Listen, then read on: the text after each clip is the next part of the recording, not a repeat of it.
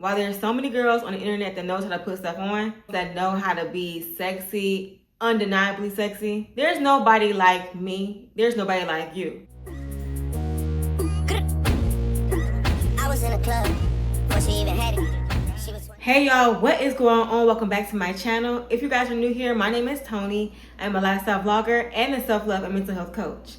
Y'all, let's talk all things aesthetic today. So a couple of weeks ago, I was going to a comedy show and I did not know what to wear. Now, if you know me, you know I love to dress. It's been something that's second nature to me just up until forever. But what I can say is, throughout time, I have started allowing some of the outside noise, aka social media baddies, blind my vision and interfere with my authentic style. How so? In today's society, we see a lot of girls being tea, and I love that, and that's nothing to take away from who you are as an individual. But what is also going hand in hand with girls being tea is that women are also being sexualized. On TikTok, on Instagram, we see a lot of bodies. There's so many workout girlies, there's so many makeup girlies, there's so many women on the internet, and it really can get confusing on who it is that you're supposed to look like. Don't get me wrong, everybody isn't on the internet showing everything. But I have noticed that when you aren't showing anything, you're not showing cleavage, you're not showing your curves, the men think that you are a nun. The men think you are boring. I noticed that if I post a picture and I'm fully dressed, that my picture gets less likes than if I post a gym selfie or post something that my body is showing. In today's age, we already know that body is what people value.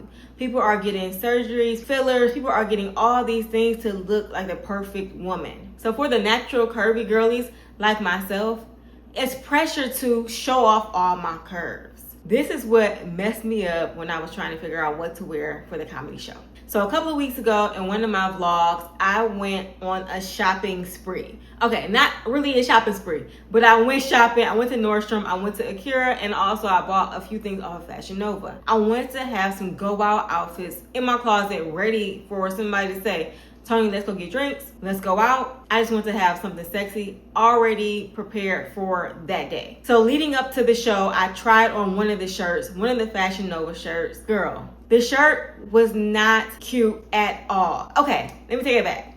The shirt was cute, but it did not mesh the vibe and the idea I had of what Tony wears to go out to a comedy show, for drinks, to a lounge. It didn't match me at all. I honestly feel like I looked forced. I looked like I was forcing this idea of sexy onto myself. I tried this shirt on with different pairs of pants. I tried the shirt on with different pair of boots. Nothing mattered. I just didn't feel comfortable in my skin. I just didn't feel like I was being real to myself. I honestly felt like I looked like a clown. A cute clown really, but a clown nonetheless. It was not me. So after my meltdown, I grabbed my handy dandy journal, which y'all know I love, and I wrote out exactly how I was feeling. I also wrote out a definition of attractive. What do I consider as attractive? So I remember being maybe, I don't know, between the ages of 8 and 10, and I was watching America's Next Top Model. Do y'all remember Brie? Brie was a dark-skinned, beautiful, effortless woman from New York, and she just had this aura about her. Y'all know what she wore on that challenge where they asked her to put on something sexy? She wore a wife beater and a pair of blue boxers. She like, this is what I think sexy is. When I was defining attractive to myself, I thought exactly to that moment. What made her look sexy was the fact that she was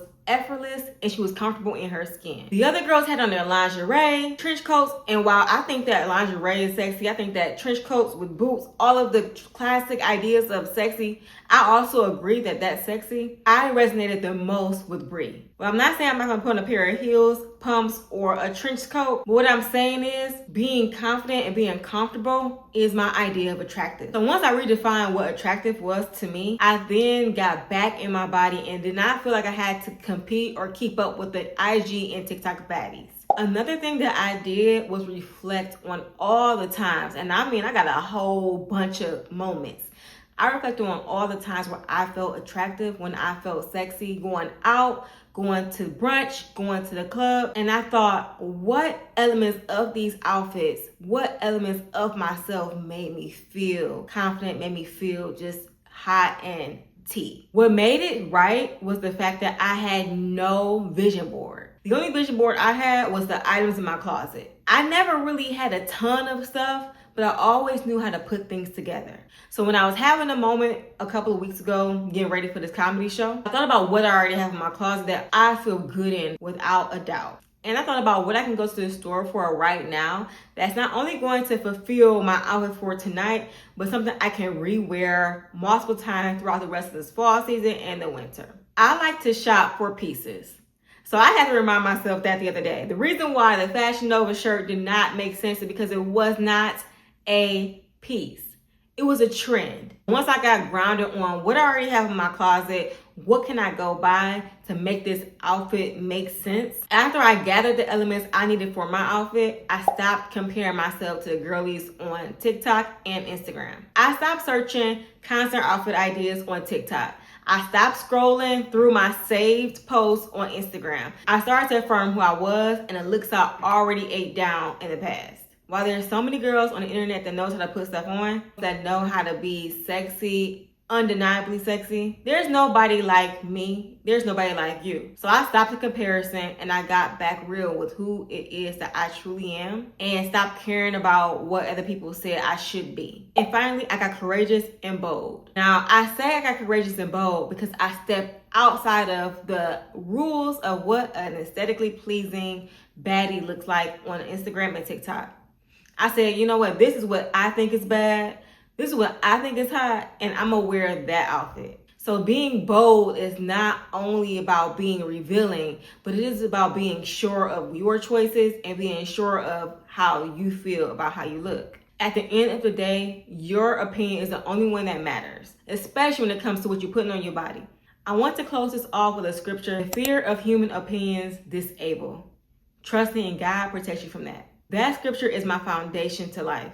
I apply this in a lot of areas in my life. This probably is not the first time y'all heard me say it or quote it. Once I get back aligned with that scripture, I remember that I don't care what nobody got to say. I'm not trying to fit anybody's rules. I don't need nobody to tell me I am an internet baddie because I already know who I am. I'm aesthetically pleasing because I said I'm aesthetically pleasing. If y'all are also aesthetically pleasing girlies without following the trends, drop a comment and say baddie. I'll see y'all later.